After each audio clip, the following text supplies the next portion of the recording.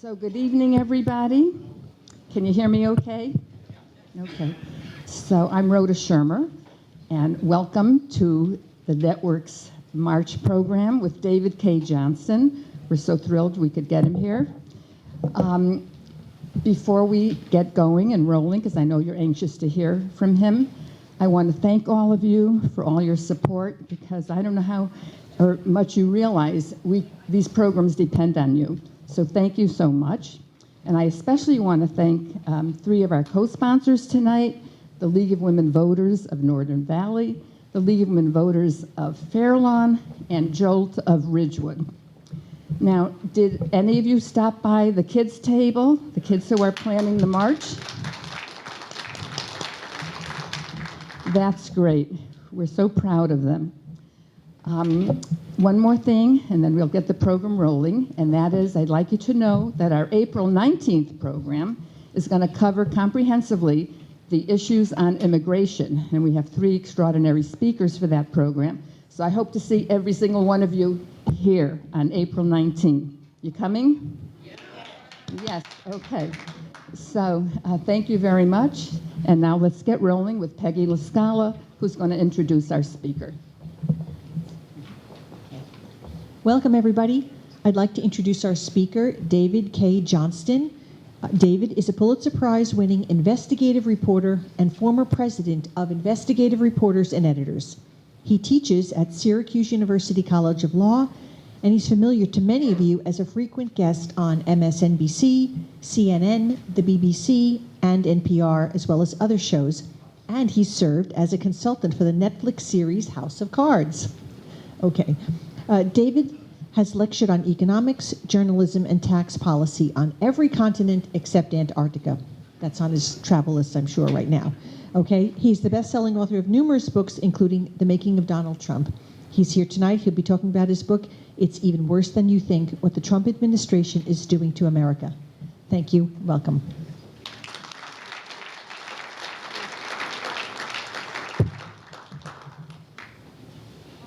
I'll also make sure I don't talk too long. Well, good evening.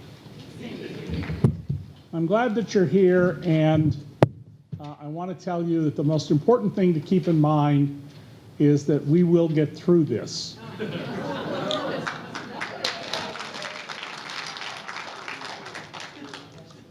However, it is not likely when we get to the point where we get through this to end well.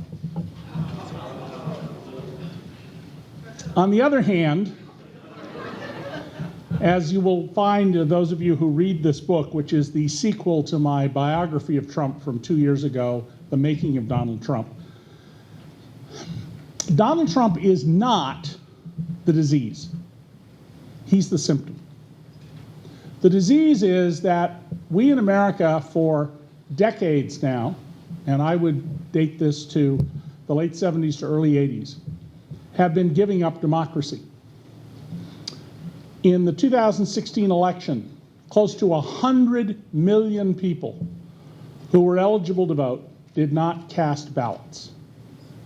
Young people, 18 to 21, whose parents and grandparents, like me, had sought the right to vote on the theory that, well, if you can draft us and kill us in Vietnam, we ought to have a right to vote, turned out in relatively low numbers. I suspect because of Parkland and the reaction of the students there, led by the students who take part in a national award-winning high school broadcast journalism program, that's about to change. But what we need to keep in mind is a simple, fundamental truth that we don't spend enough time thinking about and that we do not teach well in our schools, many of which no longer teach what those of us with gray hair remember to be in junior high school and high school civics. And that is the whole idea of the United States of America is that we choose our future. We've made a bad choice. We've made a terrible mistake. And it was a minority of us who made that mistake. What happened is that we've allowed our Constitution to atrophy in many areas. And one of them is the Electoral College, which is what put Donald Trump in the White House. Why do we have the Electoral College? Most people, when I ask them that, always say, well, so the small states have some influence. And that's true. But there was a second reason that the framers of our Constitution wrote about. They were very concerned about the mob, and they called the popular vote the mob. They had read their Athenian history. They had read their Roman history, and they were very worried about the mob. So they put in these checks and balances, one of which was designed that if it ended up that we had a zealot, someone who was manifestly unfit to be president, a crazy person, a criminal, that the Electoral College would step forward and say, no, we are not going to allow you to become president. Well, we got a crazy person who's a criminal, who's unfit to hold office, and only about 6 people in the Electoral College said no. The electors failed as the first check on the executive. Journalists failed too. The news coverage of this campaign was absolutely awful. And I don't just tell that to you. I was on a panel at City University of New York a couple of weeks after the votes in 2016, and one of the people on the panel was the political editor of the New York Times, where I worked for 13 years. And I started off my talk by saying I love the New York Times. I'm very glad that I worked at the New York Times. I'm very proud. There's no newspaper in the world as good as the New York Times, flaws and all. But the New York Times coverage of Donald Trump in this campaign was absolutely disastrous and indefensible. And I went through what voters weren't told. So I'm going to ask you to raise your hand unless you learned what I asked you about from reading my book, okay? And then I'm going to have you keep your hand up. I want you to raise your hand if you know this, but keep your hand up. How many of you know that Donald Trump spent most of the 1980s deeply entangled with a major international cocaine trafficker he did favors for, whose case was moved from Ohio to the New Jersey courtroom of Judge Marianne Trump Berry? How many knew that from my books or seeing me? Almost nobody knows that. You are better informed, I assure you, than the average audience in America. People don't know this. They're not aware of it. And I've said publicly repeatedly when I say what Donald Trump did with Joseph Wexelbaum, a twice convicted felon after the DEA caught him, a 3-time convicted felon, makes no sense whatsoever unless Donald Trump was in business with Joe Wexelbaum in drug trafficking, whereupon everything he did makes absolutely perfect sense. And it falls into the school of, Joe, I'll never rat you out. Don't worry. Just stick to your confession. Don't get me involved in this. I'll never rat you out. And I've said, you know, if Donald Trump thinks that that's not true, I invite him to sue me. That's how firmly I think the evidence shows his conduct. Sue me. He certainly has a lot more resources than I do. Now, what's important, now that Donald Trump is the President of the United States, is frankly not the crazy tweets, the racist comments, the nuttiness going on in the White House, the chaos. What matters is what is not in the news and what I wrote this book to address. Team Trump has put into our government what I call political termites. And I call them political termites because, like wood termites, you don't see them eating away at the structure of your house until one morning you walk into the kitchen and boom, your foot goes through the floor. And you've got a huge bill to repair and fix the damage. Now, Donald didn't do this personally. Donald is lazy. The White House hasn't even disputed reports that he comes to work around 11:30 and leaves around 4, and that includes lunch. He wants to get back to watching himself on Fox. But the people whose names you haven't heard, and in many cases you're not likely to hear, are the people that are doing the damage to our government, who are eating away at our substance. People have been put into these departments with the express purpose of weakening and if they can, destroying our government. At the Environmental Protection Agency, this is perhaps better known than other places, but in my book I tell the story of a senior EPA executive, someone you and I have invested a fortune in developing knowledge and skills and talents in a very sophisticated person. And when Scott Pruitt, the former Attorney General from fossil fuels, arrived as EPA director, he did a whole bunch of interesting things we've never seen before. First of all, they put locks on the outer doors of the EPA administrator's office. Secondly, if you were called or summoned to any of the executive offices, you were stopped by a security guard. You had to leave your cell phone or anything else that might be capable of recording a conversation, and you were then brought into the offices. All conversations were one-sided conversations.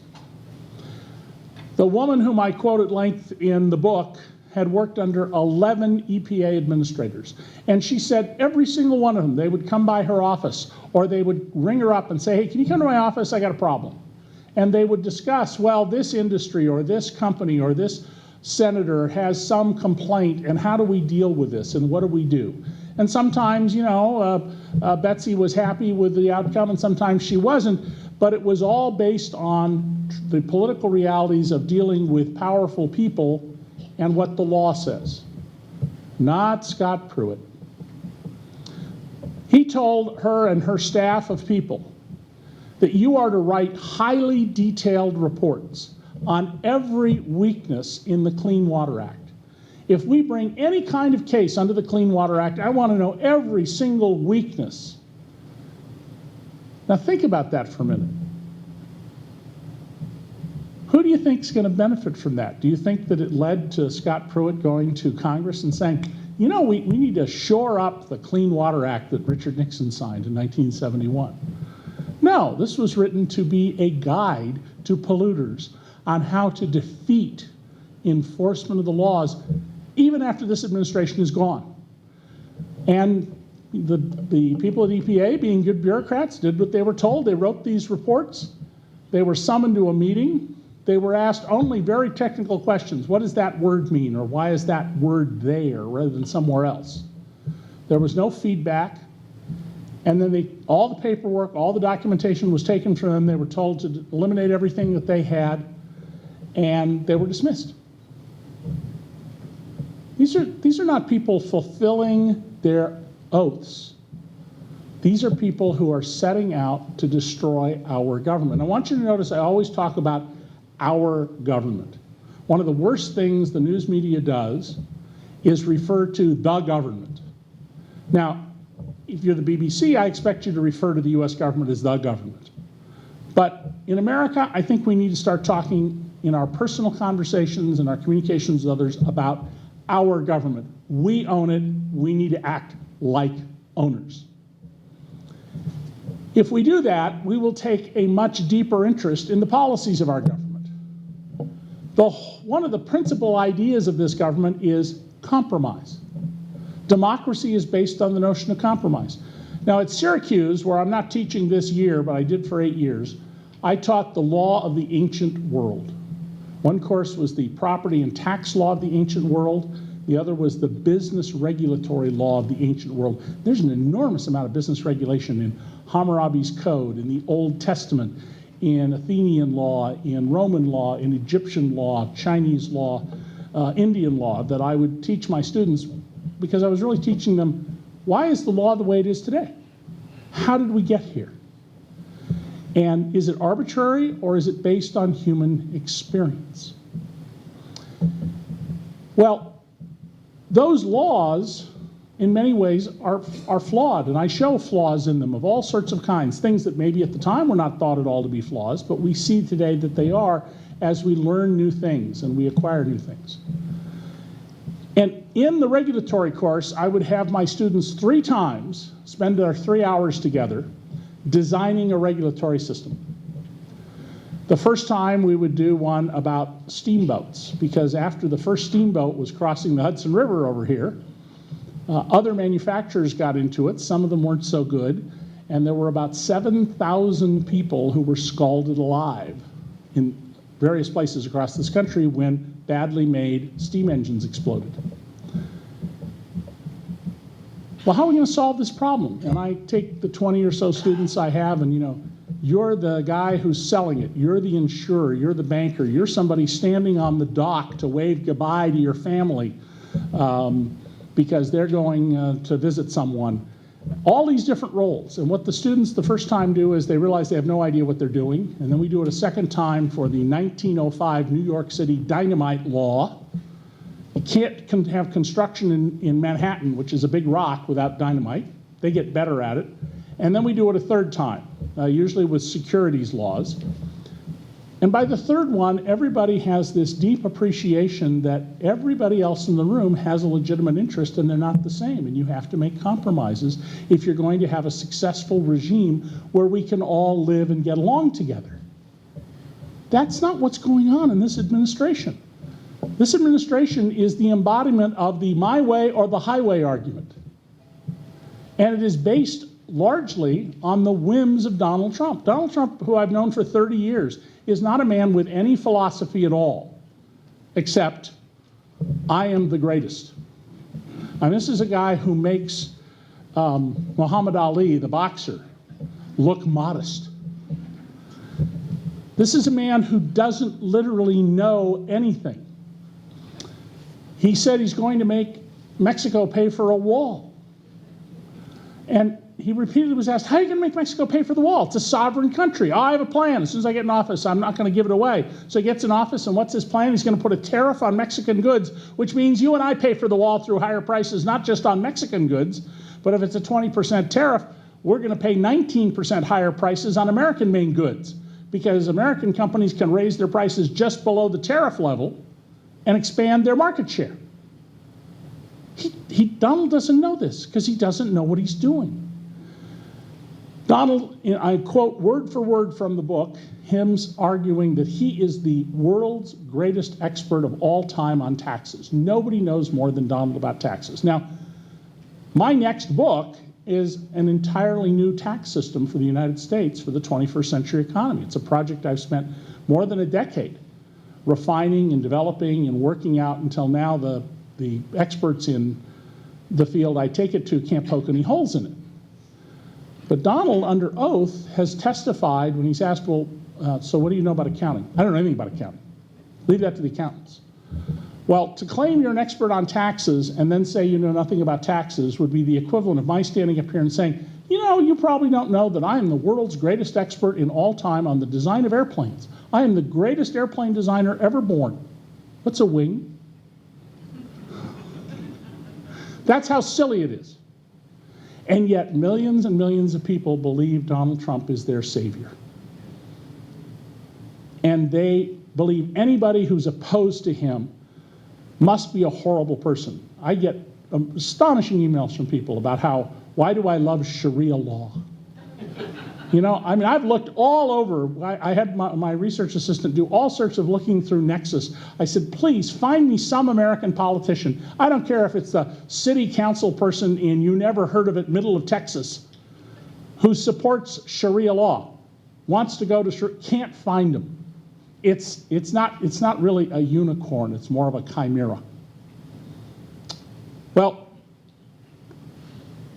we have to get along with this guy, like it or not. He's got his finger on the button. At the moment, he has a Secretary of Defense who I think it's become pretty clear by his actions is not going to let him use the button.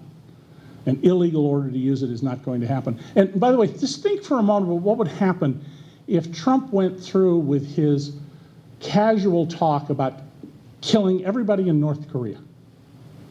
25 million people, half the population of South Korea. People who are so poor, if you look at satellite images at night, all of Asia along the coast is lit up, and there's this black hole. It's North Korea. The average annual income in North Korea is the equivalent of about 10 days' income here in North Jersey. That's how little people get by on. There's widespread malnutrition. There's the use of forced slave labor in fishing and mining in Russia and China.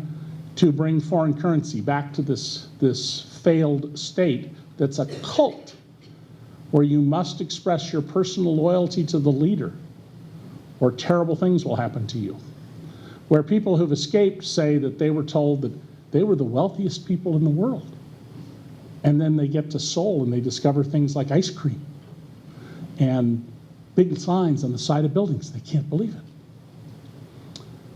If we were to do what Donald Trump casually said, just nuke off the face of the earth North Korea, we would become a pariah nation.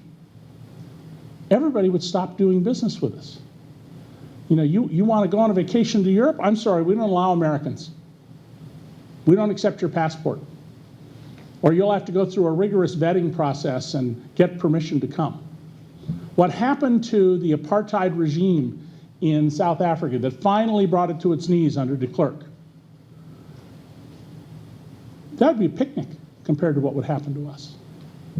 Now, in the fall, I traveled around the world. I literally flew 51,000 actual air miles, lectured on 5 continents on 5 Fridays.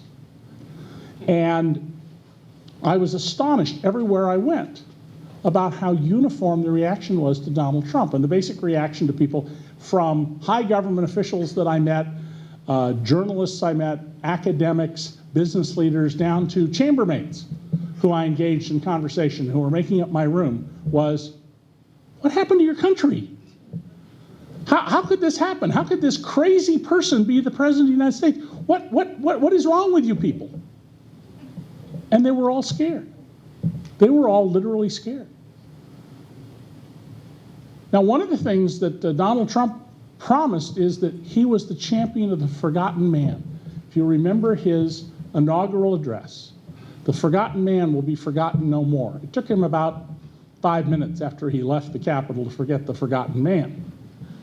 And in this book and in the news service that I run with my friends, it's a nonprofit, mostly volunteer project with a huge budget of about $6,000 a month, where we break story after story after story that sometimes we get the major news organizations to follow us, almost never with credit, is that he's actively going after the common man. It isn't just his, I'm going to drain the swamp, and then he stocks it with swamp monsters from Goldman Sachs. It's other things this government is doing. The first budget that Trump put forward proposed that for seniors who are between 60 and 90% disabled, veterans who are between 60 and 90% disabled, and who get treated as if they're fully disabled, because basically employers don't want to hire you at that rate. And I know this because my father, I watched him after World War II go through progression until he became 100% disabled. And once he was at about 40%, nobody wants to hire you. He got hired because he was a very talented chef, but 65% or so he couldn't work anymore. Well, Donald Trump's first budget proposed that when you reach early retirement age for Social Security, 62, that your annual income, which currently is about $35,000, be cut to $13,000. Literally plunging you into poverty. Nobody's going to take care of the veterans the way I will. Nobody. I'm going to take care of our veterans. Nobody's been taking care of them. Both parties. I'm going to take care of our veterans. Really? You're going to plunge them into poverty. Now, that's not going to happen. They dropped that because Congress said, we're not doing that. The most troglodyte members of Congress said, we're not doing that. But it's indicative of his attitude. He also proposed, by the way, and they're still working on this one in various ways, to round down all checks. So if your benefit is $3,000.99 a month, you lose the 99 cents. Now, it's not a lot of money. We're talking about a few $1 million in a $20 trillion economy, but the symbolism of it is overwhelming. Look at the Second Amendment. Donald Trump used to be against the kinds of weapons that are used to massacre our children. And let's not beat around the bush about it. That's what they're being used for, to massacre our children. And it is shocking to me that everybody isn't out in the streets demanding an end to this. Not just young people. We're going to find out, by the way, it's going to take you a long time to get this changed. Change does not come easily. Our government was designed to be resistant to change. The people who got these changes, they worked on it for decades. This shouldn't take decades, but it's not going to happen overnight either. Donald Trump, in every case that we have looked at dcreport.org, singular, dcreport.org, singular, his actions are inimical to the interests of ordinary Americans, inimical to the interests of the people he promised to champion. Now, where did Donald Trump get this idea that we need to drain the swamp and that Washington is taking care of itself and the political donor class at the expense of the vast majority of Americans? I know exactly where Donald got it. He got it from me. I've known Donald for 30 years. He and I have talked about these issues. I asked him one time, what do you think about health care as a business owner? And he said, health care should be just like the roads. When you need one, you just use it. You don't pay anything, you just go use it. Think about that in contrast to what he's proposing now to take away health care from 31 million people and enhance the power of the insurance companies. There's no moral principle here that applies to him. It's whatever is convenient in the moment. Donald very brilliantly took the message in my best-selling trilogy of books, which I know he watched me on television talk about for the 10-year period it took to write all three of them. Perfectly Legal, Free Lunch, and The Fine Print. And he talked to other people who, told me about these conversations where he was testing out these ideas that he was intrigued with about what I argued was, being not a marketing person like Donald, upward redistribution, stealth siphoning of money out of your pocket, and other terms like that. And Donald brilliantly distilled that into drain the swamp. Washington doesn't care about you. They're taking care of themselves and their friends. And it was a brilliant message. And in fact, in 2012, I said on one of the national TV shows that I was on, anybody who runs for president on my three books is going to get elected because of the numbers. The bottom 90% of Americans that year had smaller incomes than in 1967.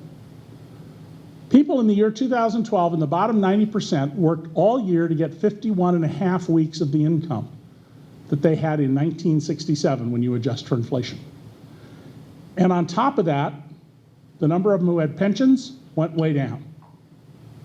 Way down. The number of them who had fully paid health care the way I did when I was a young man, when I was a 23-year-old home-owning journalist with 5 children, and my medical bills amounted to $1 every time one of the kids needed to see a doctor, which would be about $7 today. That's all gone. We have in this country been steadily reducing what economists call returns to labor and increasing returns to capital. When the economy grows, there's only 2 places the money can go. It either goes to capital or it goes to labor. Now, you want to have good, solid returns to labor because it's to capital, because it's growing capital and the productive investment of capital that leads to jobs that allows us to finance economic activity. But what we've been doing is 2 things in the last 40 years. We've been reducing the returns to labor. We've been pushing down wages for everybody below the CEO class. In fact, that's the only job in America where we strive to pay you the highest possible paycheck, because it's a rigged system in which other CEOs sit on the board, and many companies have policies that say it's the policy of our company to pay our senior executives in the top quartile, which of course means you have to keep pushing up to try to get into the top quartile. And at the same time, while getting rid of unions, only about 6% of private sector workers now are in unions, and the Trump administration is determined to completely destroy unions. So people have no bargaining power. And if you were to say to Donald Trump, Pope Francis says without unions there's no economic justice, he would say, well, he's wrong. He doesn't know what he's talking about. On the other side, we are increasingly rewarding capital for investing in unproductive assets. A hedge fund is not a productive asset. A hedge fund is making money off of money, something the ancient Greeks thought was immoral, something that the Old Testament made a crime. Can't make money off money. You're going to make money, you can make money by planting a tree and getting the fruit from the tree, but you're not supposed to make money off money, especially within your own group. Maybe you can charge interest to people outside the group under certain circumstances. And you had to have provisions to help the poor. If the only thing a poor person had as security for their debt was their cloak that they slept under at night, even if they still owed you money, at the end of the day, you had to give it back to them so they wouldn't freeze to death. Who does Donald Trump nominate for a Supreme Court position that should have gone to Barack Obama? Judge Gorsuch, who in a dissent as a member of the Court of Appeals in one of the Midwestern districts said that a truck driver who had to choose between freezing to death or violating his company's policies for which they could fire him was properly fired. In other words, in my view, he said that you should die rather than lose your job or lose your job. This is the kind of absolutely immoral people who are attracted to Donald Trump and who he is attracted to in return. And the policies that they are working to put in place are doing exactly this. Now, on Sunday, there'll be a full-page review of my book in the New York Times. It's not as hostile as the one from my book, Free Lunch 10 years ago, in which the writer, A, never told anybody what was in the book, and B, essentially described me as being part of a Democratic Party internecine battle. It's a strange thing to accuse a reporter of, so I went to the executive editor's office and said, if you guys think this, you should fire me right now. Shouldn't even let me resign. You should just fire me. And I said, oh, by the way, I'm a registered Republican.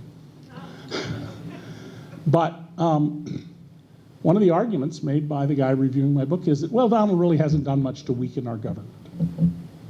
Well, that's a perfectly good issue to debate. How much has he weakened our government? Look around and ask yourself, what do you think?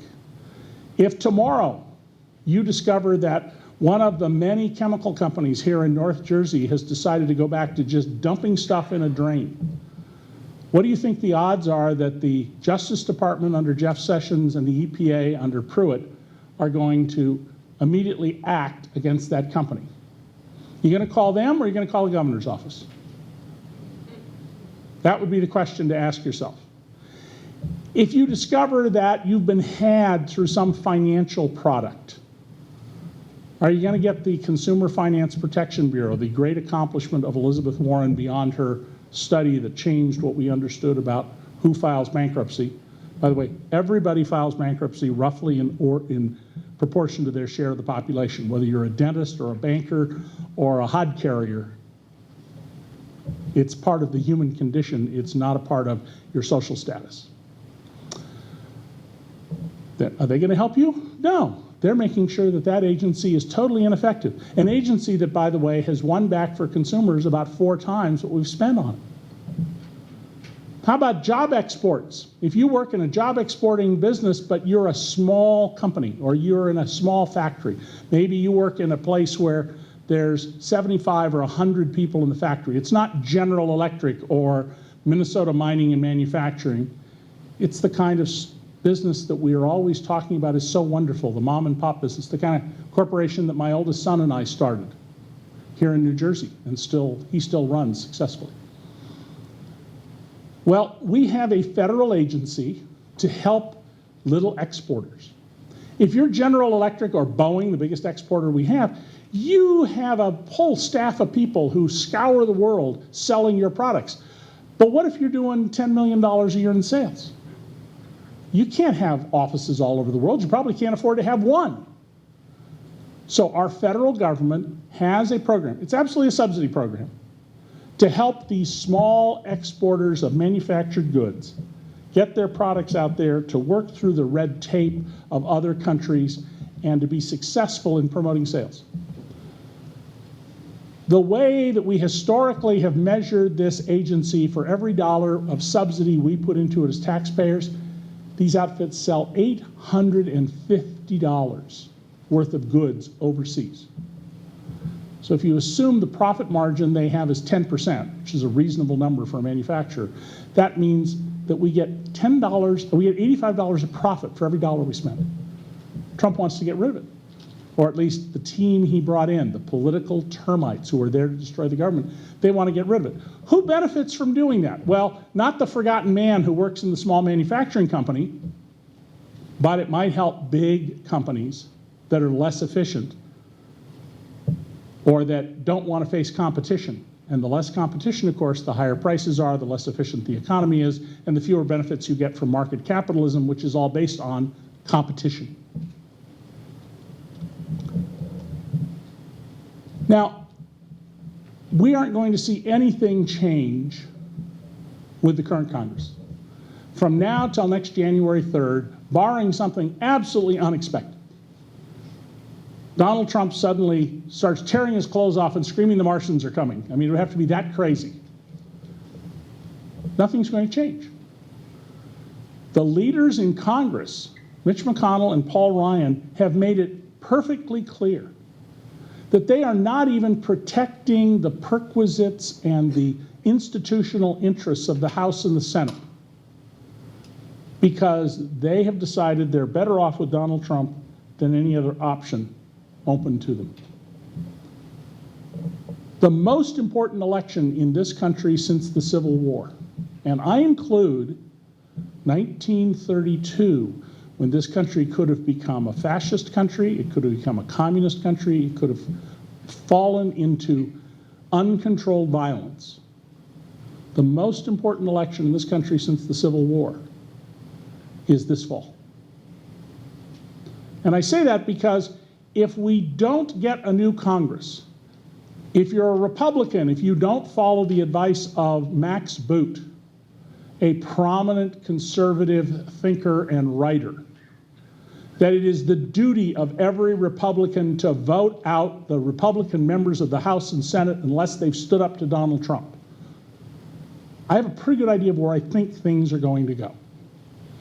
And let me just tell you, I have a track record of going to editors and proposing things and writing about things that turn out years later to be correct. I left the LA Times and went to the Philadelphia Inquirer because I said casinos are going to spread all across America, and I had structural reasons it was going to happen. And the editors of the LA Times said, that's crazy, you can't predict what's going to happen in 25 years.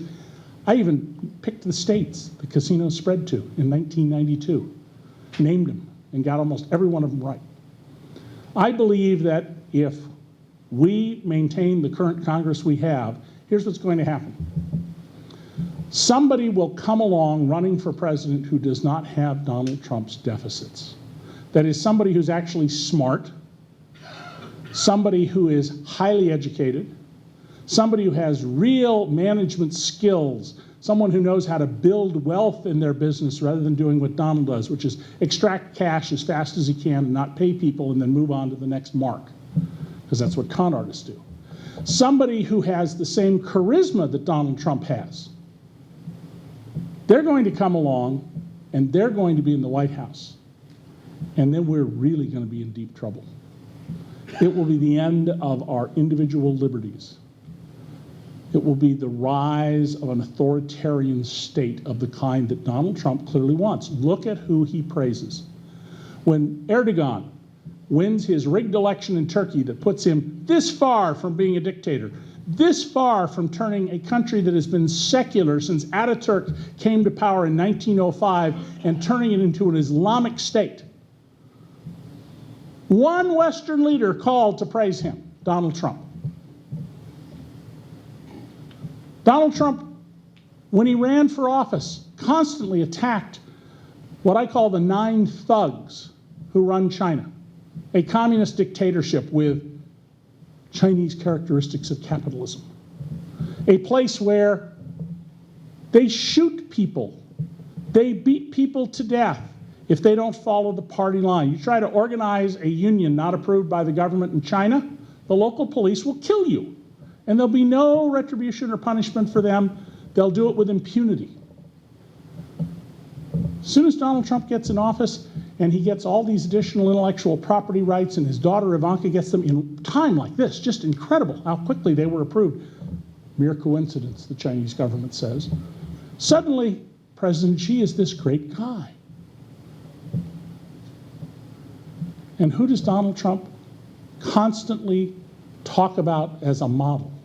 Vladimir Putin, a man who poisons people, a man who had his most prominent political opponent not just shot to death, and not just shot to death on the streets, but shot to death at a point where the cameras of both the official Russian news agencies, which is to say their propaganda agencies, and the West, would shoot pictures of the dead body, and the background would be the Kremlin so that no one missed getting the message. You mess with Vladimir Putin, he'll kill you. These are the people Donald Trump admires because he's an authoritarian. Donald believes you are supposed to be loyal to him, as he tried to get James Comey to do. He believes you exist to help him. And by the way, Donald believes, and he's not corrupt about this, he believes that of course he should be president of the United States. He should run the whole world. He is genetically superior to you and me. He's smarter than us. He has the world's greatest memory. He intuitively knows things so well that in 90 minutes he can learn everything you need to know about nuclear-tipped missiles. 90 minutes. Ask Barack Obama, who wrote his senior thesis on that subject, how long it took him. And he doesn't pretend to be an expert on that subject. If we don't get a new Congress, and I don't mean a new Congress with a margin of a few votes, I mean a new Congress. If we don't get a Senate that won't convict when provided with evidence of corruption and, more importantly, disloyalty by Donald Trump, we're going to see the end, within the lifetime of the young people sitting in this room, of the America we know. We created this country to ennoble the human spirit, to see what people could achieve. We created this country at great risk. All of the most wealthy and successful people in this country, except in Philadelphia, would have been hung had they not been successful in the guerrilla attack on the British. And thank God the British were busy pursuing other things, so we got their fifth-rate General Cornwallis and we could beat them. We founded this country so that we wouldn't have a state religion, so that we wouldn't have a king telling us what to do, so that we could choose our destiny. There are a lot of people who really don't like that. They would rather have a government that tells you what to do. So this election, people need to be, first and foremost, they need to vote. All the rest of this, the TV shows that I and other people appear on, the debates in Congress, they don't matter. Not compared to who votes. People need to register to vote. There's 100 million people out there in round numbers who we need to not only get registered if they're not, but get them to the polls. If you live in a district where you're totally happy with your member of Congress, and be very cautious about that, even if you're a Dem and the person is a Dem. You know, there's lots of research that people say, I hate Congress, but I love my congressperson. Well, that's not, no. You got to look cold-bloodedly at your existing congressperson and whether they need to go. And when election time comes, in advance, you need to call up people in districts where getting a turnout matters. Gerrymandering can be defeated. The math of gerrymandering is you create districts that favor your party by 54, 55 at the most percent. 53 is the number you target for, but 53 or 54. Turn out the vote, you can defeat that. Then it means you have to organize in advance and call people and get in a car, and you have to have 2 people in a car and go drive people to the polls. Because at the end of the day in a democracy, the thing that matters is who votes and who they vote for. Now, if Donald Trump is impeached and removed from office, you know what he will do, because he's already done it. He will spend the rest of his days going around the country fomenting violence against the United States of America, because during the campaign, when he was seeking votes, hey, I want you to vote for me, what would he do? Beat that person up. Get that thug out of here. Go ahead, I'll pay your legal bills if you beat him up. Imagine if he's out of office and humiliated, what he would do. If he is voted out of office in the primaries, and there are going to be primary challenges to him in 2020 if he's still in office, or he's voted out of office in the general election, we already know what he's going to do. It was rigged. I really won the vote. It's all those illegals who voted, the people that, that voted for Hillary. It was totally corrupt. It was illegal. The Russians helped the other party or the primary challenger. So if Donald Trump is not impeached, convicted, which takes 67 votes, and then prosecuted, convicted, and sent to prison, we will, for the rest of his life, face violence in the streets over this. I don't mean full-scale riots, but there will be trouble. The Comet Pizza Shop case, Hillary Clinton's supposed pedophile ring in the pizza store in D.C., is not going to be an anomaly anymore. But we need to do whatever it takes to get this unqualified, crazy, at times delusional, and totally self-centered man out of our White House, and we need to take back our government. Thank you. So I'm going to take questions from people, and the only thing I ask you to do is ask a question, because there are other people going to want to ask questions. If you give a speech, I'll cut you off, and I'll say, figure out the question, I'll come back to you. But who has questions? Sir, you first, then you. I think that there was a reason why Donald Trump was elected. And it was that there was a great dissatisfaction for the condition of the United States, Yes, at least in a certain I agree. So area. what's the question? The question is, if we concentrate only on how bad Donald Trump is and we don't concentrate on resolving the problem that elected him, do we run the risk of having Donald Trump on 2020? I love that question. If you can pass the microphone down to the lady down here. As I said during my talk, the 90% of Americans in 2012 had less income than in 67, and their income's just barely gone up from them, and when you look at their total circumstances, they're worse. 50% of Americans today live in economic terror. We're in a prosperous area right here. Get in a plane, fly to Nebraska, and drive across the state. Stop in every town of any size and get a hotel room, and you will be shocked at how awful it is. You may even be scared if you go to a coffee shop in the middle of the night and how many people around you are tweaking on meth. And yes, we have to get going. If Donald Trump had come into office and the first thing he had done was an infrastructure program, the Democrats, would have had to go with him, and it would have created an enormous amount of jobs. I was on a radio show, 10 years ago with a congressman. I didn't even know who he was. I didn't even know I was going to be on with him. And the congressman was asked, I was talking about infrastructure, and particularly roads, and he said, we can't afford to fix up our roads. There's no money. And I said, really? Well, Congressman, how do you expect the grapefruit growers in Texas and the tomato growers in Texas and the dairy companies in Wisconsin to get their products to market if we don't fix up our roads? That's ridiculous. We have to fix and maintain our infrastructure. And I said, you go to China, the roads in China are unbelievable. Their highways, they put the Autobahn to shame, which puts our interstates to shame. Yeah, we have to have a whole lot of reforms. We have to get and make it possible for people to organize so they can negotiate for their wages and their benefits. When 37% of private sector workers belonged to unions, which was the case in 1973, 80% of workers benefited.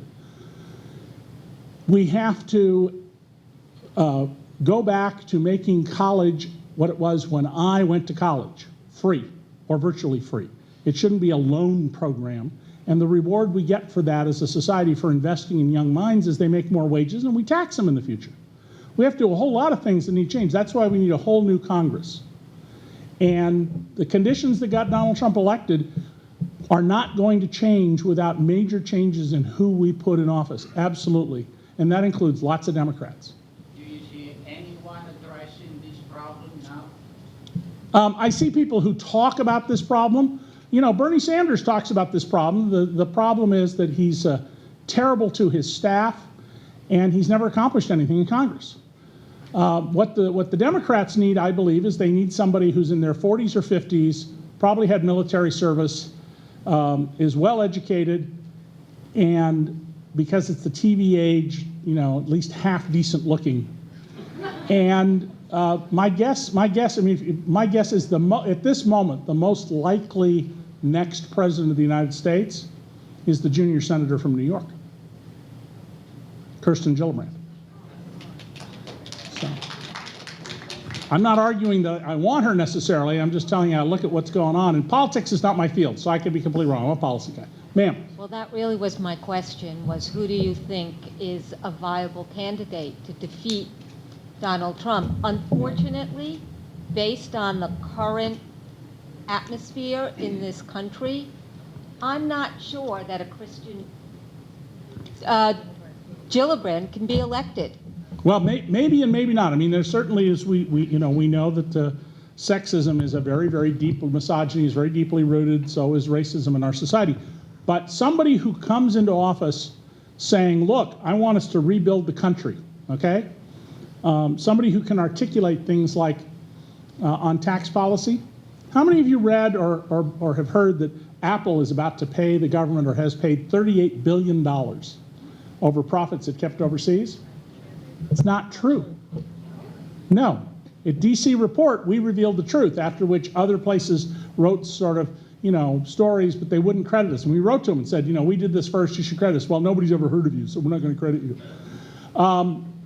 What Apple got was an 8-year zero-interest loan of $35 billion of the $38 billion. A zero-interest loan. Plus, in Apple's case, they got a 57% discount on the taxes. They really should have paid more than $80 billion. And some companies got a 70% discount on their taxes in this bill. Can you imagine how well off you would be if Congress said, hey, listen, we're going to loan you 92% of your income taxes this year for the next 8 years, and by the way, we're going to backload it. You're going to pay most of it in 2025, and 2024 and 2025. And we're going to cut the taxes you actually pay us by either 57 or 70%. Well, you didn't get that deal, but Apple and GE and Nike, they all got that deal. And, you know, the news media just failed to report it. But look, leaders arise when there's a need for them. And we're going to see people arise. And once we get new leadership, one of the biggest things we have to push for, beyond going back to understanding that the Second Amendment has 27 words, the first 13 of which are about a militia and are about arms. They're not about guns. They're about arms. If you're going to be a Second Amendment literalist, I always say, well, it's about arms, not guns, so I want a personal nuclear weapon because nobody's going to mess with me. And we need somebody who can articulate and talk to people who are not part of the college-educated crowd, who are not the people who are in this room tonight, you know, and whose aspirations are not to own their own jet. You know, but hopefully someone like that will arise, and they're not going to come from the you know, authoritarian right. So who's next? How about one here and one up there? Go ahead, you sir, you first. How are you going to educate that 100 million people who are not voting now to the issues and the importance of those? Well, I'm not going to educate those 100 million people, okay? The way we educate those people is the way change in America always happens. I mean, think about the history of our country, okay? Once we got it founded. This country was founded on an evil premise involving the ownership of human beings. We got rid of it. It cost the equivalent of 6 million of today's Americans dying as a share of the population, and about 400,000 of those were black Americans, but we got rid of slavery.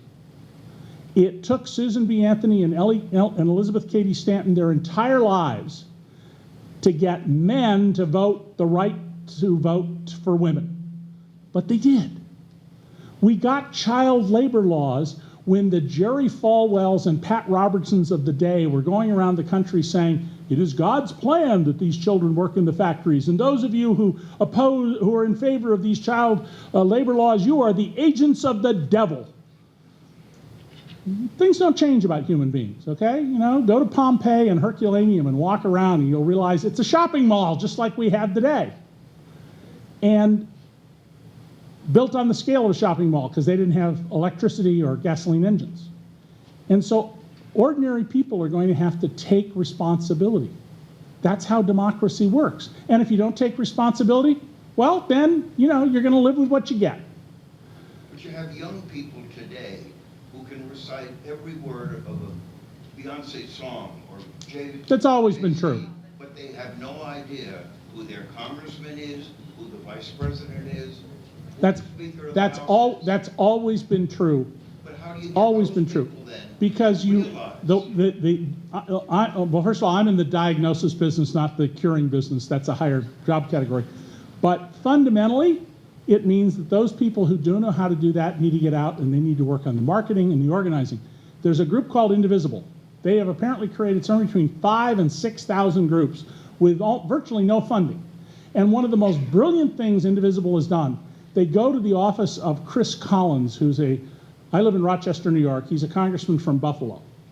And they go to his offices where he will not show up anymore. And they don't, chant angrily like students did in the 60s. They have cupcakes and they sing songs and they make fun of him. And humor, can do a lot. But, yes, people are going to have to put time and effort into this and get organized. It's not easy. It's not easy.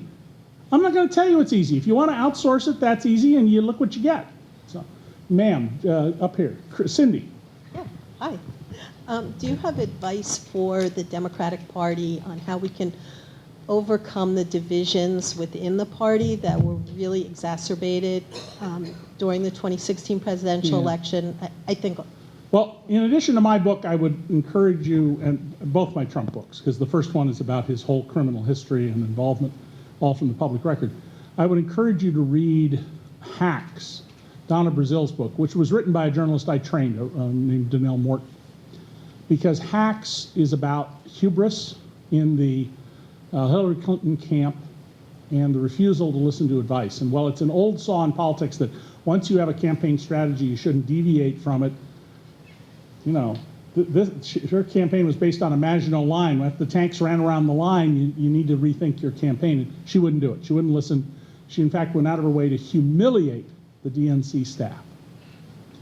Or at least the people around her did. Maybe she was with Trump. It was Team Hillary that did this.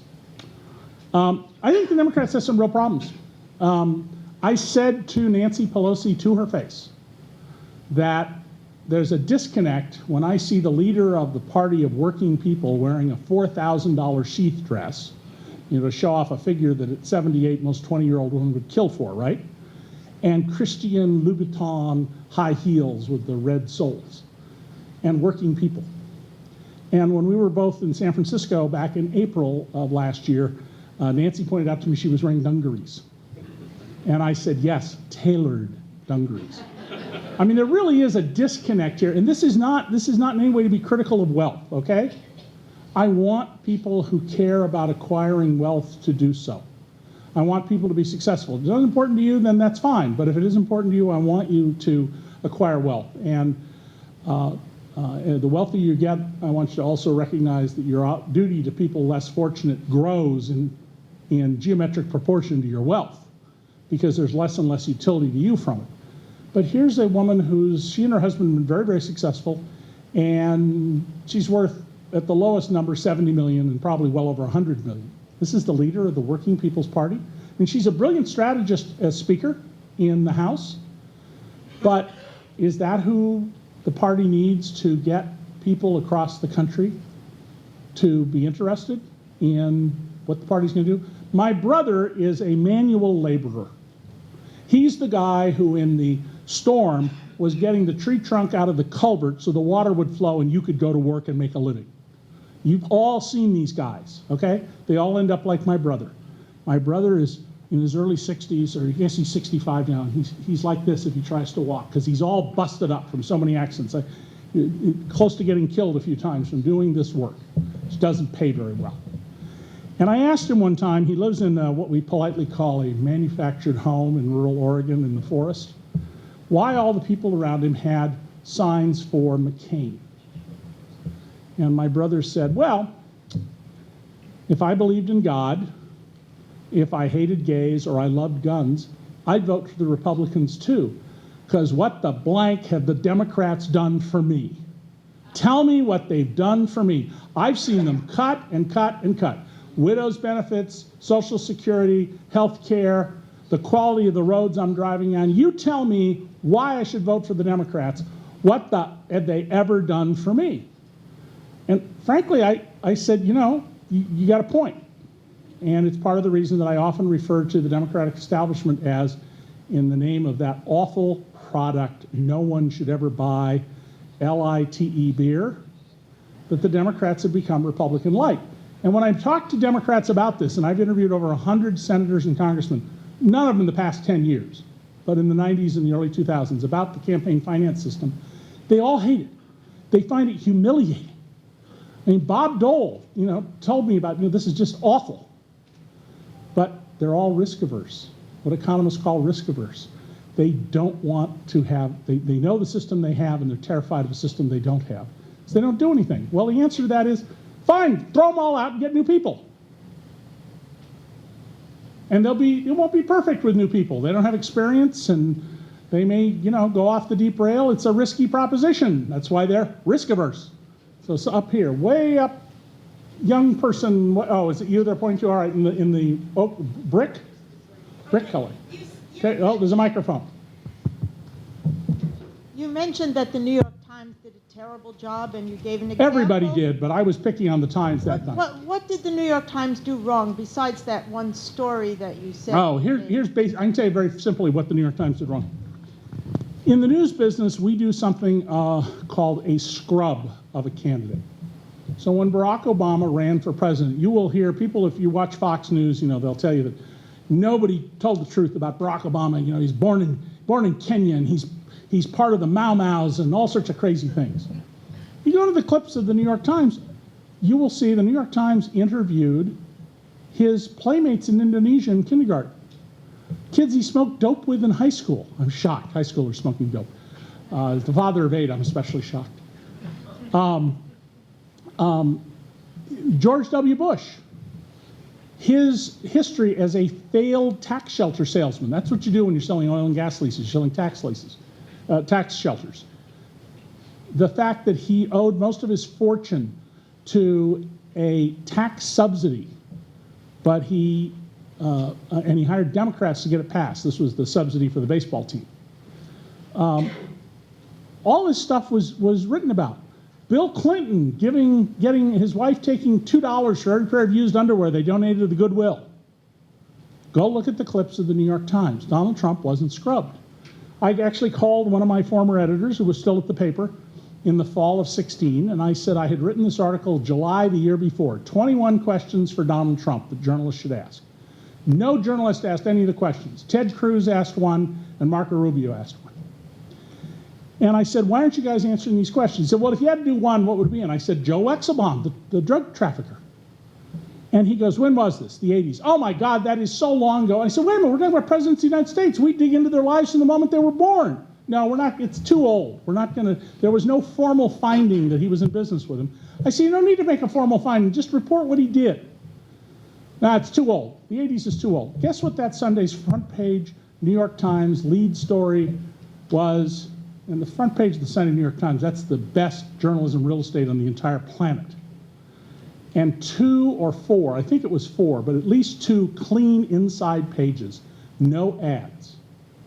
What Hillary Clinton was doing in Arkansas in the 1970s. During the period from June 16th, 2015, when Donald Trump came down the escalator with Melania, to November 8th, when the voting took place, the New York Times had in an article exactly 4 articles that had the word Trump and mafia. And they were all in passing. A typical one was the columnist, and I know I mispronounced his last name, Ross Douthat, who said, and then there's questions about Trump and the mafia. Well, what about the Russian mafia? What about all the violent felons he's done business with? What about all his lying under oath? What about his hiding records from auditors? None of that was reported. And I think I know why. Why? Because Donald Trump was running such a fascinating campaign. Did you ever see anything like it in your life? There's actual research that shows that whenever they stopped covering Trump, people changed the dial. Fox acknowledged that, and so did CBS. Donald Trump's campaign was like, you know, when you see an accident on the other side of the highway, we all rubberneck. There isn't anybody who doesn't rubberneck. Be honest about it. We all slow down and take a look. Well, Donald Trump was a car wreck over here with a marching band, dancing girls, and fireworks. And so the basics, the most important job, scrubbing the candidate, never got done. The Washington Post did a little more. I told all sorts of journalists, I have thousands and thousands of pages of Trump documents. Tell me what you want, I'll get them for you.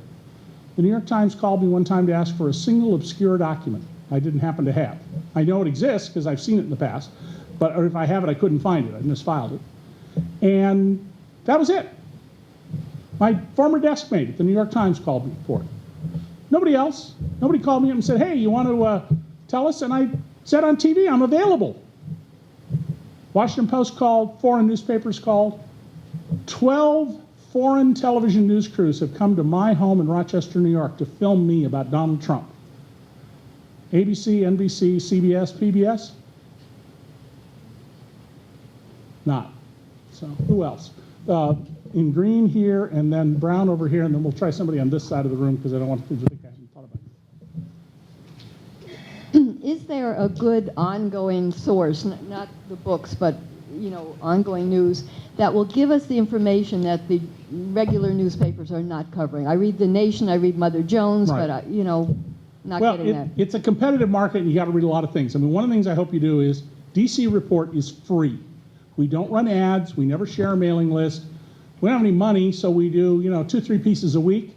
But we've repeatedly told things you don't know about. I mean, I'll give you an example. Every year, 100 American workers die from beryllium-related disease.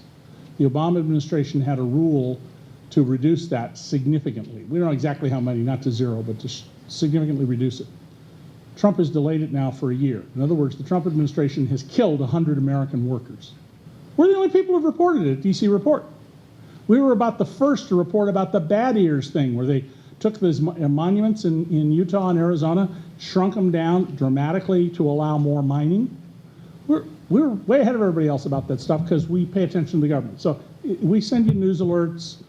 Sign up for it. It's free. dcreport.org, singular. .org. dcreport.org, and it's singular, not plural. If you're a television watcher, the MSNBC shows in the evening do a very good job of getting into these issues. Lawrence O'Donnell, I think in particular. He and I think a lot alike, so I'm probably somewhat biased because he and I on occasion have come to the exact same point where I'm writing a column to run the next day and he says something and I'm like, no! Mother Jones has done very good work. And The Guardian has done surprisingly good work. So, but you got to look in more than one place. You can also set up alerts for things on search engines. So let me see, there was one other person over here, you, and then we're going to go to the other side of the room. And we're going to get a young person up there. Okay. You say this is a very important election this fall. And with that, I trust, we do get to impeach Donald Trump and prosecute him and put him in jail. But that leaves behind Mike Pence. Yep. Well, there are two things that will happen about this. If Donald Trump is impeached, we're going to have a constitutional crisis if they impeach Donald Trump because of the Russians.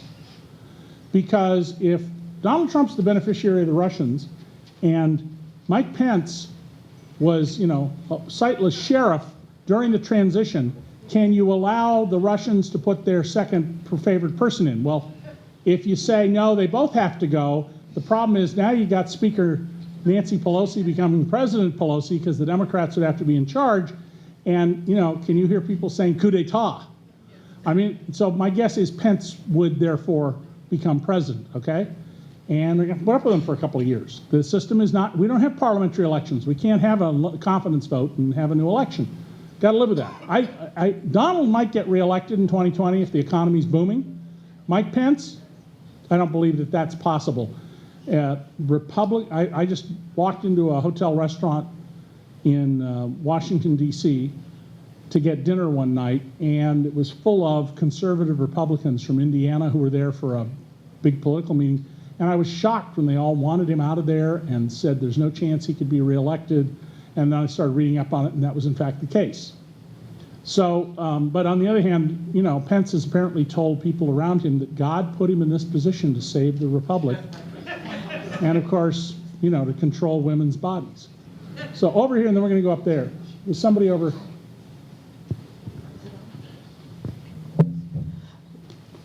If we observed Connor Lamb's run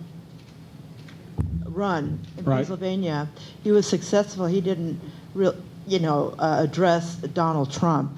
And I resonate with him in that he addressed, basic people's needs and lives and, Social Security and jobs, and he was successful.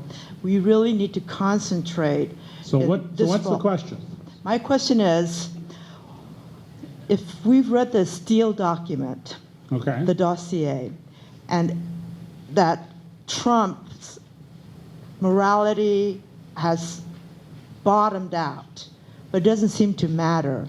So why Why doesn't not? it matter? Why doesn't it? Listen, I was absolutely flabbergasted to interview a number of women just before the election, women in Rochester, New York, which I would describe as, it's a very wealthy city from the past, and has a lot of what used to be called liberal Republicans.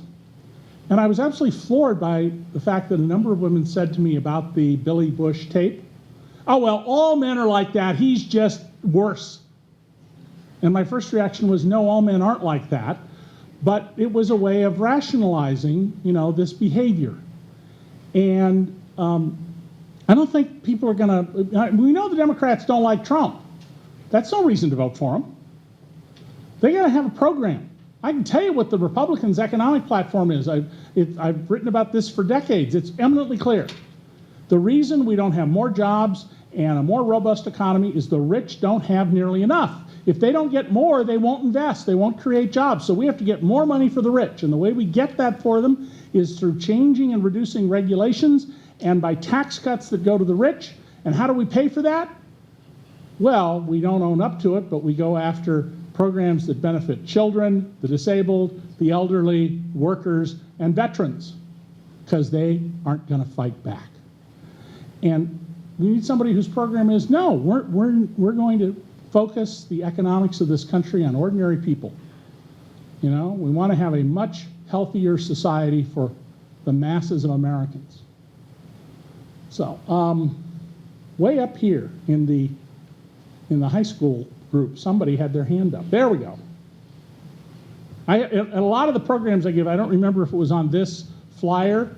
I now ask people to put on, please come and bring a young person. Okay, yes.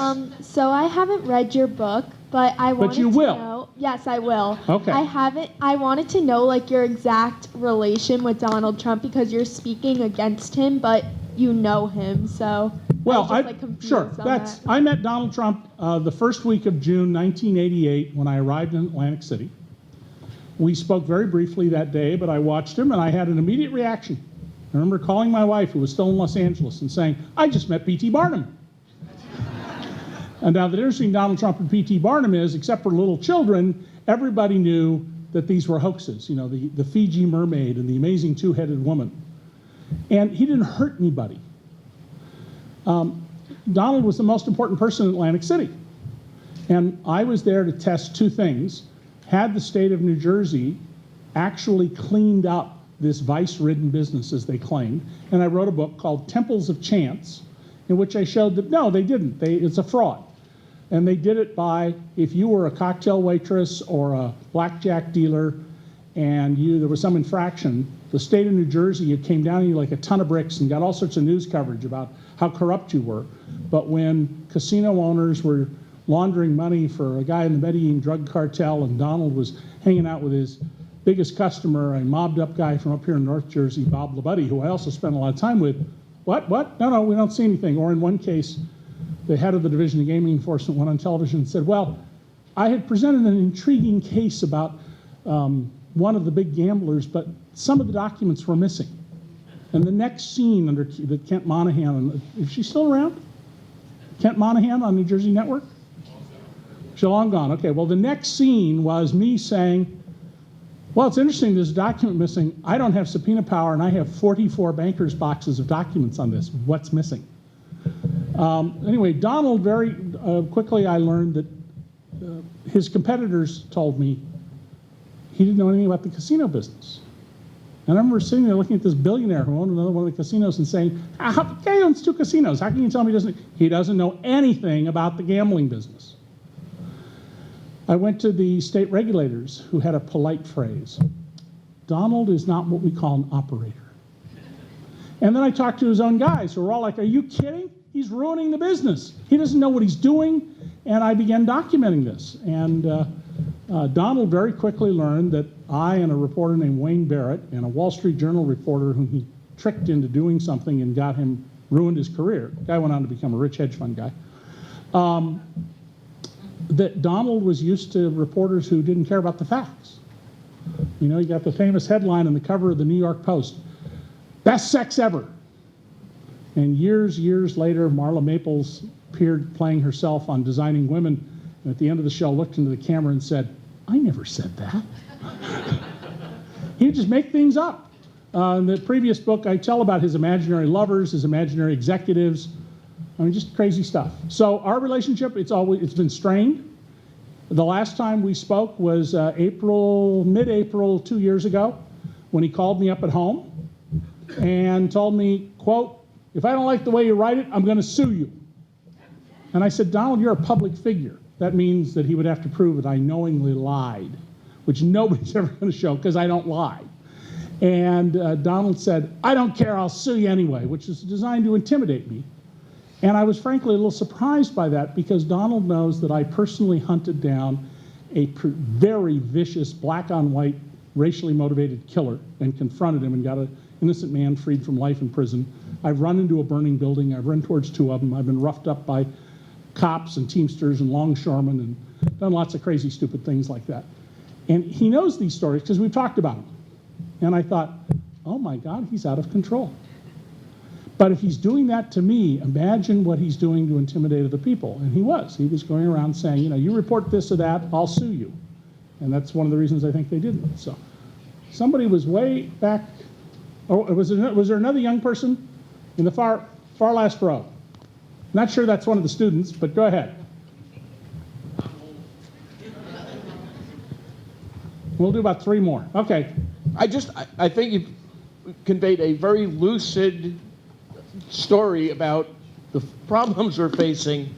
The question I have is, because I've talked to people about this stuff all the time. The question is? Logic doesn't work. So how do you get through to people that are just beyond reason? The way you get through to people is you do what Donald did. You reduce to marketing what people care about. What do people care about first and foremost? They want a roof over their heads. They want a car that starts in the morning. They want a job that pays them a reasonable wage for the work that they do. That's what they want. Most people. Some people, it's terribly important that they become 3 comma people. That's, you know, billionaire, 3 commas. I mean, it's really important to them. Okay, that's fine. Do what you want to do. But most people, you know what Gandhi said about India. The politics of India are bread and salt and water. And the politics of America are a decent, reliable job, a house you own, and a car that starts every day. And, you know, what did Huey Long say? A chicken in every pot. And that's what Donald promised, even though he had no intention of delivering and has been doing the opposite. And that's what people have to articulate. And I believe, and I recognize people can disagree with this, but I believe very firmly that a key element in that is that we have to have unions. All our economic competitors have unions. All of them. You know, Japan, unions are required under the Constitution that was written by the staff of General Douglas MacArthur, who was not exactly a lefty. And why did he do that? Because MacArthur believed that if you had unions, it would encourage democracy and social stability, and it would make people feel that they were participants in the government around them, not drones to do whatever the living God of the chrysanthemum throne told them to go do. So, you know, but somebody's got to articulate an economic message to people that they get. It was ma'am in the white.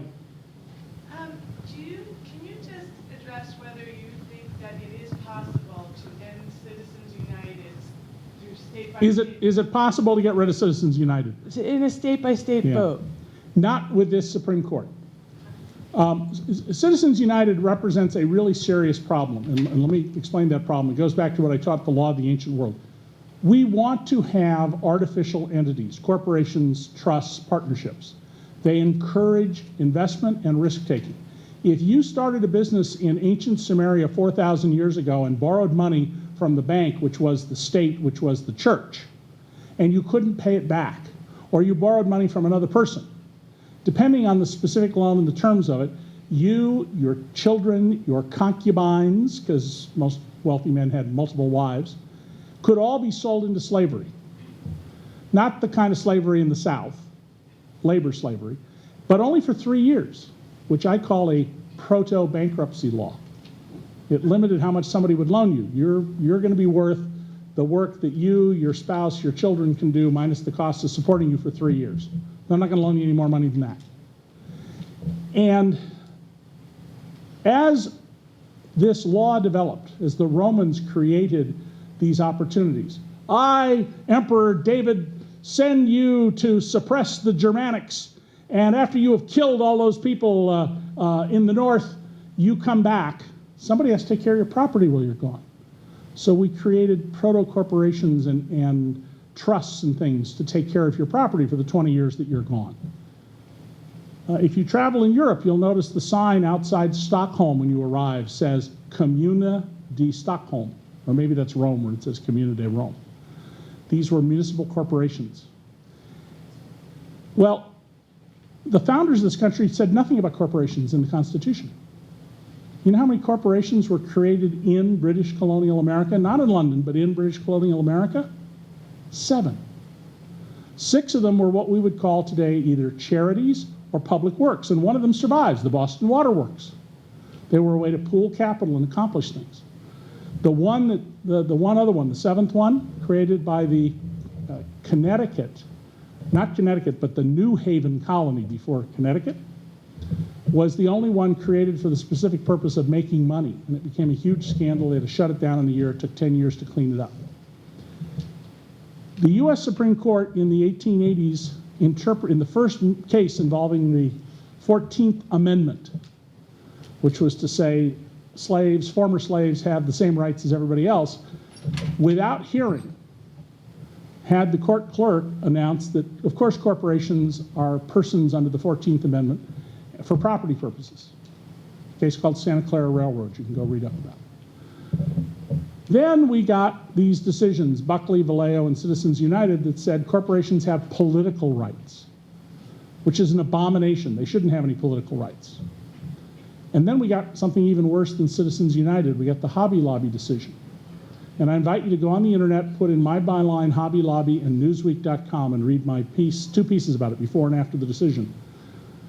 Before the decision, I was wildly attacked by people on the right. After the decision, they all agreed with what I had written, but didn't give me any credit for it. And we literally have a Supreme Court now that has given religious rights to corporations. Literally, it's who are the parties? And then the question is presented. Every Supreme Court petition has a question. Do the parties have religious rights? You know? Dear Mammon, we pray to you for profits. With an F. And this Supreme Court is, they're totally hostile to the idea that corporations need to be limited and controlled for public benefit. We got to get a new Supreme Court. That's another fight for another day. It's going to be with us for a long time. A long time. But we don't want to not have corporations. I want to be real clear. They're really important to creating wealth and being efficient. We just need to recognize they're supposed to be our servants, not our masters. So, you, sir, and then you, and I think that's it. Sorry. Okay, sir. Our tax system is very unfair to the middle class. Could you give us a preview of some of your ideas for making it less unfair? I mean, the basic thing about what's wrong with our tax system is that very wealthy people who have a lot of capital get to enjoy their income now and pay their taxes in the future. If tomorrow you found out that, Uncle Jose you'd never heard of left you $1 billion, and you go over to see one of the top-rate estate tax lawyers here, and I know most of them, or many of them, they will say to you, well, you now can live tax-free for the rest of your life, because here's what we're going to do. We're going to buy you a portfolio of securities that does not pay dividends, and you're going to borrow against it. So you want to spend $10 million on your lifestyle? By the way, it's pretty hard to spend $10 million a year on consumption, but let's just assume that's the case. So you borrow $10 million from yourself. You have to pay interest at the current government rate, which is, I think, 0.9%, less than inflation, until the end of the year. And then you don't pay any taxes, because that's not income.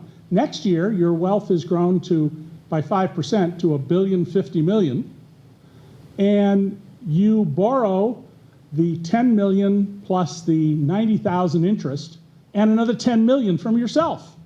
And you get richer and richer and richer and pay no taxes.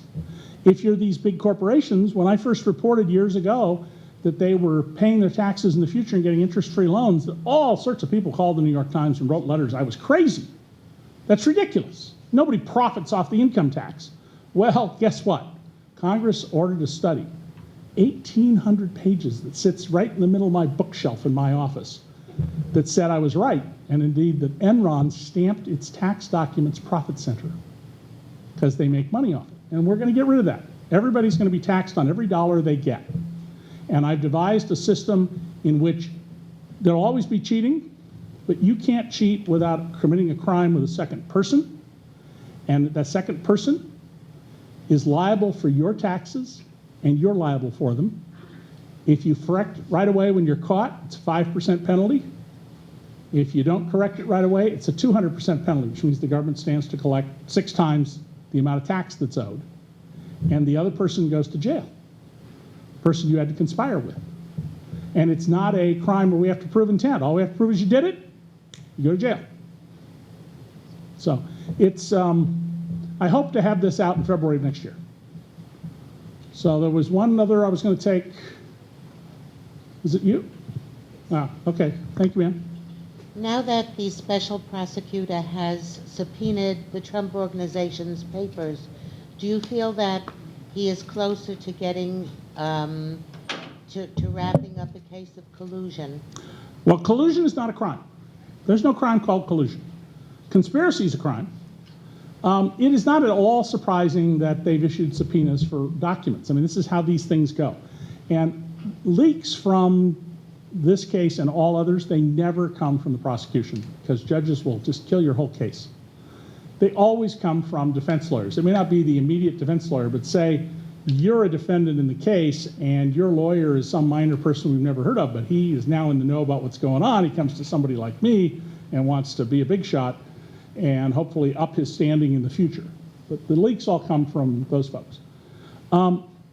We know that Mueller has put together a stellar team. Mueller is an expert both, and he was a valorous officer in Vietnam, by the way, that Mueller is both expert on counterintelligence and on white-collar financial crimes. And that's what this is all about. The 17 lawyers that he got to give up their $1 million plus incomes, and how much really top white-collar defense lawyers make, the year before he became FBI director, Christopher Wray, who was a government prosecutor for a while, but most of his career was defending banks who were ripping off their customers, like Wells Fargo. I don't know, they were literally a customer, but banks of that scale. He made an income of, I think it was $9.6 million. It's really big money in this. They didn't give that up for $180,000 or $90,000 a year federal paycheck, except that they knew this is the most important thing they would do in their lives. And they're not living on that paycheck, of course. They're all better off than that. But if those 17 lawyers plus Mueller were to go and create, after this is all over, a new white-collar firm, you know, Mueller and Partners, they would just blow away every other white-collar defense firm in America. These are literally the best people at this in the country. And whatever is there, and I have a lot of good ideas about what it is I'm not going to go into, but whatever is there, they're going to get.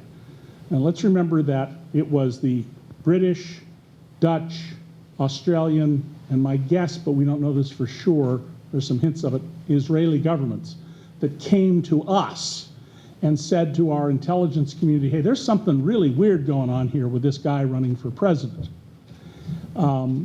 we're learning bit by bit about, there were a lot more contacts than we knew about, a lot more information going on back and forth. We know that Donald has been doing squirrely deals with Russians to 1983. And there's a reason Donald said, you know, looking into my finances, he told the New York Times, that would be crossing a line and suggesting he'd fire Mueller. Well, you know, it's always about the money. You know, there's three ways to corrupt people: their wallet, their zipper between their ears. Before I covered Donald, I covered the LAPD, and we had a police chief, Daryl Gates, who had a worldwide spying operation. They had undercover officers in Moscow and Havana, the LAPD. They burglarized people. They tailed me. My first date with my wife, the police chief gave me an incredibly detailed description of our dinner and a recommendation on the reasons, rather carnal, as to why I should have spent $2 more on a better champagne. But he was corrupt here. Okay, he never took a dime, and the matters involving Zipper were minor and not important to his job. Donald's corrupt all three ways. He's subject to leverage, he's subject to blackmail. If Donald weren't president, he'd never get a security clearance. Not a snowball's chance in hell he'd get a security clearance. And, you know, Stormy Daniels and the Playboy Playmate, they're just two names that have come out. And if journalists knew about them, and they did, imagine what the Russians, with all their training and whatnot, knew. And as this case goes forward, always remember this. One of the Trump sons proposed to Sergei Kislyak, the Russian ambassador to the U.S., that he be allowed to go to the Russian embassy in Washington and use its secret communications through their skiff to communicate with the Kremlin. Now, why that wasn't immediately seized on by Congress as an evidence of disloyalty is beyond me. But why do we know that? Even if we have cracked the Russians' communications, we wouldn't tell you that. There's a very good episode of West Wing where Anna Devere Smith, as the National Security Advisor, explains that they're not going to tell about stuff from the 40s because it could reveal something in sources and methods. Well, we know that because the Russians wanted us to know it. Why would the Russians want us to know that Donald Trump's son wanted to use Russian secret communications to deal with the back channel to the Kremlin? Well, I think the simplest, most logical explanation is they were sending a message to Donald. We know a lot about you, pal. You know, you get out of line, we can reveal lots of stuff about you, pal. That's what they were doing. Now, that may not be the explanation, but it is certainly a logical and Occam's razor explanation for what they did. So Mueller is going to do the best job that can be done. He faces one huge obstacle. There is a regulation in the Justice Department that you may not indict a sitting president. The Watergate prosecutors did not indict Richard Nixon. He was an unindicted co-conspirator. His tax guy went to jail. There's no doubt Richard Nixon was a criminal. He was a felon. Spiro Agnew did go to prison. He was a felon. So we had a president and somebody a heartbeat away who were both criminals. But we never indicted Nixon on the idea that this is out of respect for the office. If Mueller indicts, Mueller doesn't indict a grand jury. If Mueller gets a grand jury to indict, there'll be immediately a big fight over, can you do that because of the regulations? So I doubt that's going to be the approach you're going to see, but you're going to see things happen.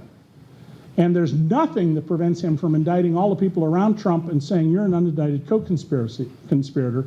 And those people who think, well, Donald Trump will pardon everybody, two things happen. One, once you're pardoned, you lose your right to refuse to testify for self-incrimination because there's nothing that can happen to you, and in the federal system. And secondly, Mueller set a signal, just like the Russians did early on, when Eric Schneiderman went public and said, we are cooperating and sharing information with the special prosecutor because almost everything in question happened in his jurisdiction across the river in New York.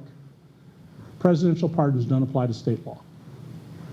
So while I say there's no good ending for the country for this with Donald, there's no good ending for Donald either if Mueller does his job. Thank you all for coming. I'll be here for a few more minutes, and you know, don't lose hope. Be citizens. Do the work.